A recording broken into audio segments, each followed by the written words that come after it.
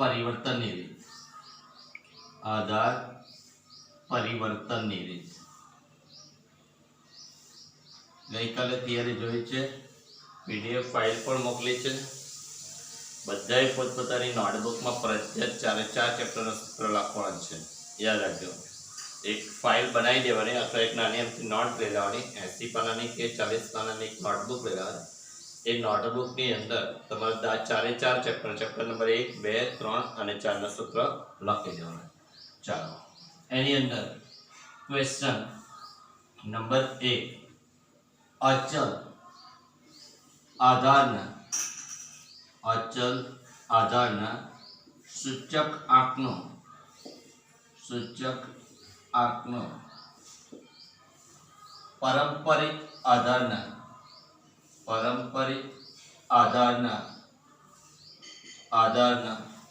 સૂચક આંકમાં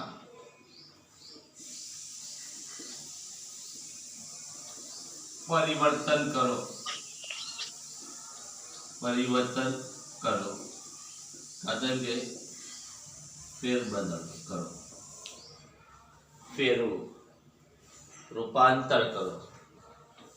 આન્સર મારી પાસે ચાલુ વર્ષનો પારંપરિક આધારનો સૂચકાંક. ગઈકાલે થિયરી પહેલા લઈ લે છે, ત્યારબાદ આપણે દાખલા ઉપર વધીએ છીએ. ઇઝ ઇક્વલ ટુ અચલ આધારના સૂચકાંકનું પરિવર્તન કરો. દાખલામાં શું હતું? પહેલી રીતમાં એવું હતું કે ભાવ અને જથ્થો આપેલો હોય, વેચાણ આપલું હોય, ઉત્પાદન આપલું હોય, તો તમે શું કરતા હતા? ચલ રાશિને આધારે સૂચકાંક શોધતા હતા. એ સૂચકાંક બે રીત હતી, અચલ આધારની રીત પણ હતી ને પારંપરિક. રીત નંબર 2 માં એવું છે કે સૂચકાંક આપી દીધો હશે. અચલ આધારનો સૂચકાંક આપ્યો હશે તો પારંપરિક શોધવાનો હશે, ને પારંપરિક આપ્યો હશે તો અચલ શોધવાનો હશે. તો ચાલુ વર્ષના પારંપરિક આધારનો સૂચકાંક ઇઝ ઇક્વલ ટુ ચાલુ વર્ષનો અચલ આધારનો સૂચકાંક.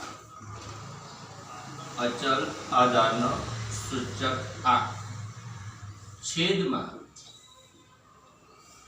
અગાઉના વર્ષનો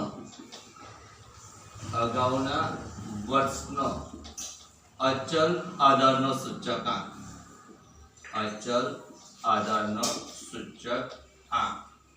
ગુણ્યા 100. એની અંદર યાદ રાખો, નોંધ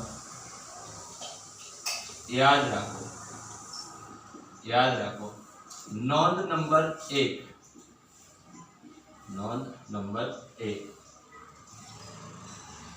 જો આધાર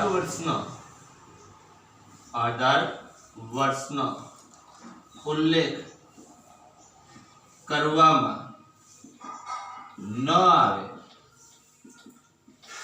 દાખલામાં આધાર વર્ષ આપેલું નહીં હોય એમ કહેવા માંગે. આધાર વર્ષનો ઉલ્લેખ કરવામાં ન આવે તો પ્રથમ વર્ષનો પારંપરિક સૂચકાંક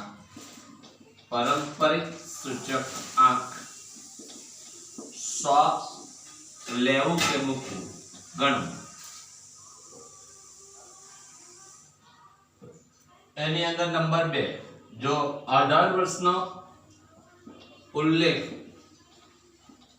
કરવામાં આવે તો, ઉલ્લેખ કરવામાં ન આવે તો કેટલા મીકો? 100. ઉલ્લેખ કરવામાં આવે, યાદ રાખજો, ઉલ્લેખ કરવામાં આવે તો તમારી પાસે પ્રથમ વર્ષના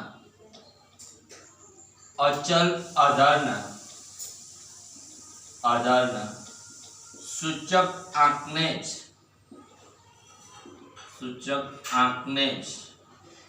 પ્રથમ વર્ષના પારંપરિક સૂચકાંક તરીકે મૂકવું. ટૂંકમાં પ્રથમ વર્ષનો જે અચલ આધારનો સૂચકાંક હશે તે જ પરંપરા, એટલે બંને સેમ આવવાના. ક્યારે? આધાર વર્ષનો ઉલ્લેખ કરવામાં આવે તો. ત્યારબાદ ક્વેશ્ચન નંબર 2, ગઈકાલે થિયરી આપી છે, ફરી એક વખત લઈ લે. પરંપરિત આધારના સૂચક આંકને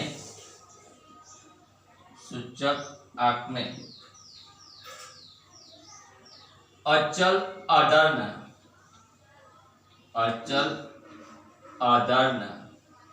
સૂચક આંકમાં ફેરવો. અચલ આધારના સૂચકાંકમાં ફેરવો એટલે દાખલામાં આપેલો પરંપરિત શોધવાનો અચલ આધારનો સૂચકાંક, જ્યાં ચાલુ વર્ષનો અચલ આધારનો સૂચકાંક. જો પરીક્ષામાં બાય ચાન્સ તમને ભૂલી જાય એવું લાગે તો એક સૂત્ર લખી દેવાનું, પહેલા રફ પેજ પર લખી દેવાનું, ને પછી એના ઉપરથી બીજું સૂત્ર બનાવતા શીખી જવાનું. જો ભૂલી જાય તો એક જ યાદ રાખવા. મારી પાસે ચાલુ વર્ષનો અચલ આધારનો સૂચકાંક શોધવાનો છે, એનો અર્થ કે ઇક્વલ છે, તો સામેની બાજુ બેઠી મૂકી દે. શું લખાશે? ચાલુ વર્ષનો પરંપરિત આધારનો સૂચકાંક ગુણ્યા છેદમાં છે તે અંશમાં મલ્ટીપ્લિકેશનમાં છે, ભાગ્ય છે એટલે ગુણાકાર. અગાઉના વર્ષનો અચલ આધારનો સૂચકાંક ગુણ્યા 100 છે તો છેદમાં 100. ટૂંકમાં 3 દાખલા બનશે. જોજો, પરંપરિત આધારનો સૂચકાંક શોધવાના આવશે, જેમાં એકમાં એવું હશે કે આધાર વર્ષ આપેલ નહીં હશે, ને એક દાખલામાં આધાર વર્ષ આપેલું હશે. બીજો શું હશે? આધાર વર્ષનો સૂચકાંક શોધવાનો. 3 દાખલા બનશે. આપણે ત્રણ દાખલાને કન્ટિન્યુ રાખીએ છીએ, યાદ રાખજો. ક્લિયર? પહેલા આપણી પાસે ઉદાહરણ નંબર 8 નો અભ્યાસ કરીએ. યાદ રાખજો, ઉદાહરણ નંબર 8. વિચારે, મારી પાસે એક રાજ્યમાં હુન્નર ઉદ્યોગના ઉત્પાદનના નીચે આપેલ અચલ આધારની રીતે મેળવેલા સૂચકાંકનું, જો વાક્ય છે અચલ આધારની રીતે મેળવેલા સૂચકાંકનું પરંપરિત આધારના સૂચકાંકમાં પરિવર્તન કરો. પરંપરિત આધારના સૂચકાંકમાં પરિવર્તન કરો. આપ્યો છે અચલ આધારનો. ક્લિયર? અચલ આધારનો ઉલ્લેખ શોધવાનો કયો? પરંપરિત. તો મારી પાસે આન્સર યાદ રાખજો. ટેક્સ્ટ બુક પેજ નંબર ઉપર 16, ઉદાહરણ નંબર 8. વિચારીએ. ચાલો, આન્સર. ચાલુ વર્ષનો પરંપરિત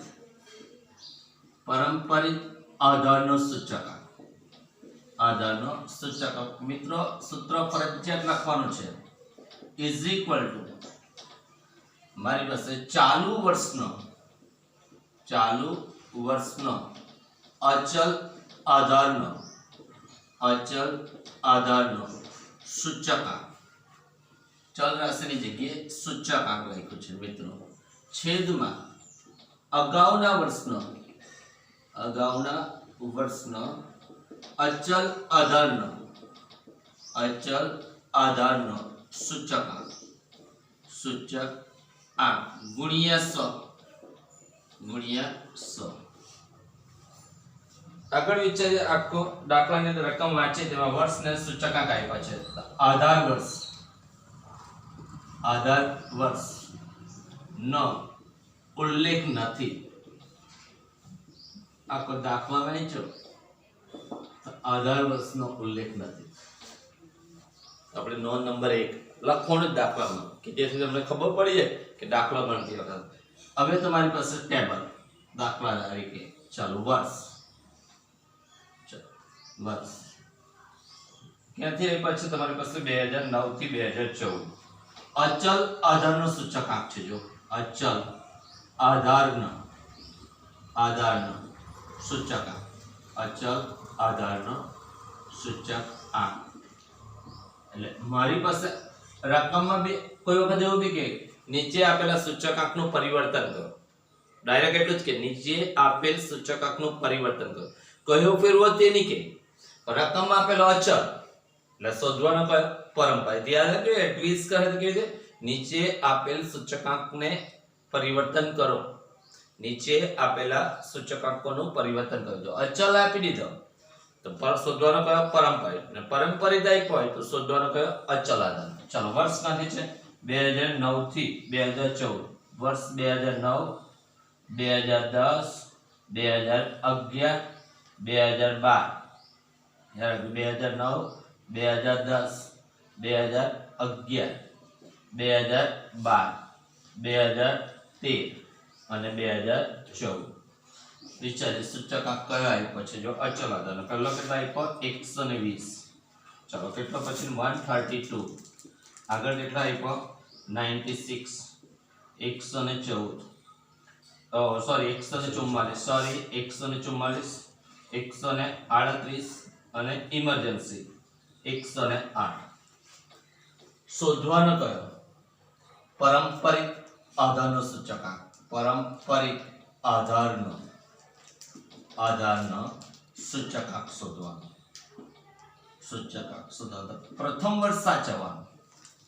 અહીંયા શું કીધું છે. જો આધાર વર્ષનો ઉલ્લેખ નથી, નોંધ એપ્લાય કરવાની છે તો કેટલા મૂકવાના 100. આધાર વર્ષ આપતે આ દાખલા મેં આધાર વર્ષ આપી દે તો પછી 120 જ મૂકવાનો. પ્રથમ વર્ષનો અચલ આધારનો સૂચકાંક એ જ પ્રથમ વર્ષનો પરંપરિત સૂચકાંક બને. એનો અર્થ અહીં આધાર વર્ષનો ઉલ્લેખ નથી 100. યાર જો એ લખી રાખવું જોઈએ તો આધાર વર્ષનો ઉલ્લેખ નથી. પરીક્ષા એવું નહીં લખતા, અંદર ટેબલમાં નહીં લખતા આધાર વર્ષનો ઉલ્લેખ નથી. આ તો તમારી સમજૂતી માટે મેં લખી. આધાર વર્ષનો ઉલ્લેખ નહીં એટલે કેટલા મૂકવાના 100. હવે વિચારે 132 છેદમાં 120 ગુણ્યા 100. બોલો કેટલા 110. 96 ડિવાઇડ બાય 132 મલ્ટીપ્લિકેશન 100 કેટલા 72.73 72.73. 144 ભાગ્યા 96 ગુણ્યા 100 150. આગળ 138 ડિવાઇડ બાય 144 મલ્ટીપ્લિકેશન 100 ની અંદર આવી જશે 95.83 એટલે લાસ્ટ 108 ભાગ્યા 138 ગુણ્યા 100. બોલો 78.26. ક્લિયર. એ જ રીતે તમારી પાસે ઉદાહરણ નંબર 9 છે. જો યાદ રાખ્યો ઉદાહરણ નંબર 9.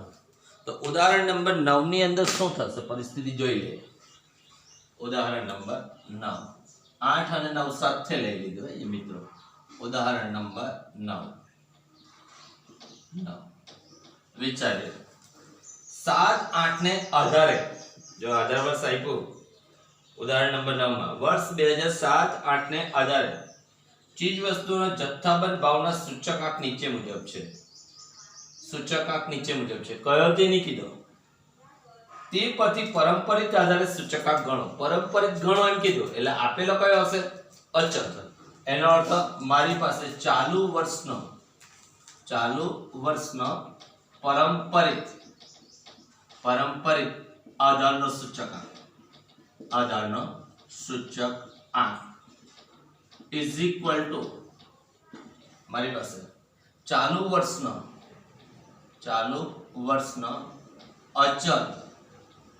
અચલ આધારનો સૂચકાંક છેદમાં અગાઉના વર્ષનો અચલ આધારનો સૂચકાંક, અચલ આધારનો સૂચકાંક ગુણ્યા 100 ગુણ્યા 100। મિત્રો જો અહીંયા આધાર વર્ષનો ઉલ્લેખ નથી, અહીંયા આધાર વર્ષ કયું આપ્યું છે? જો પહેલી લાઈનમાં 2007-8 2007-8 આપેલ છે, જોઈ ગયો આપેલ છે, આધાર વર્ષ આપેલું છે। એનો અર્થ કે અહીંયા 100 નહીં મુકાય। એક જ બોર્ડ પર બે દાખલા સાથે લેવાનું કારણ કે અમે સરખામણી કરીશું। ને તું બીજો નાના અક્ષર લખવાની જરૂર નહીં હતી, મોટું લખી લે, પછી તમે સરખામણી કરી શકો, કમ્પેરિઝન કરી શકો।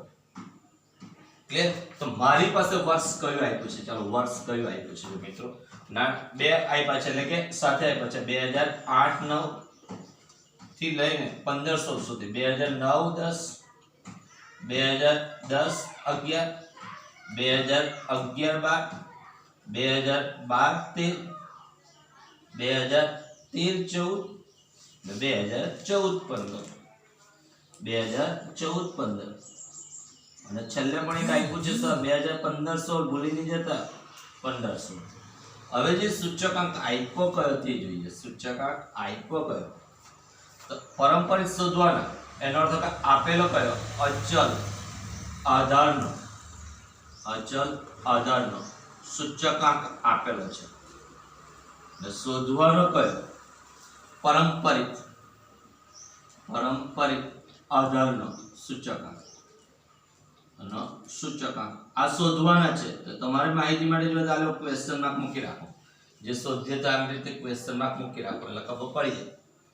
હવે કેટલો છે? જો 126, બીજામાં કેટલા આપ્યા? 130.8 143.3 આગળ 156.1 167.6 177.6 આગળ 181.2 અને લાસ્ટ 177.2। હવે જો પહેલા વર્ષે સાચો, આધાર વર્ષનો ઉલ્લેખ નથી તો કેટલા મીટર? 100। અહીં આધાર વર્ષ આપેલું છે એટલે ઉલ્લેખ છે, દાખલામાં આપેલું છે। તો પ્રથમ વર્ષનો અચલ આધારનો જે સૂચકાંક છે ને, આ direct copy paste back to direct 126 અહીં જો તો લખી મૂકીએ। આધાર વર્ષ આપેલું છે, જો આધાર વર્ષ આપેલ છે, આવું લખવાનું નથી, આપણી માહિતી માટે આપણે લખ્યું છે। તમારે ડાયરેક્ટ 126 જ લખવાનું, પછી જેમ દાખલો ગણતા છે તેમ જ ગણવાનું। એટલે સાહેબ કેવી રીતે? 130.8 છેદમાં 126 ગુણ્યા 100, બોલો 103.81 103.81। હવે 143.3 ભાગ્યા 130.8 ગુણ્યા 109.56।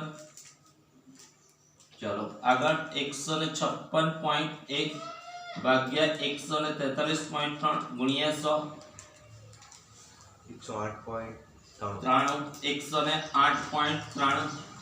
ચાલો 167.6 ભાગ્યા 156.1 ગુણ્યા 107.37।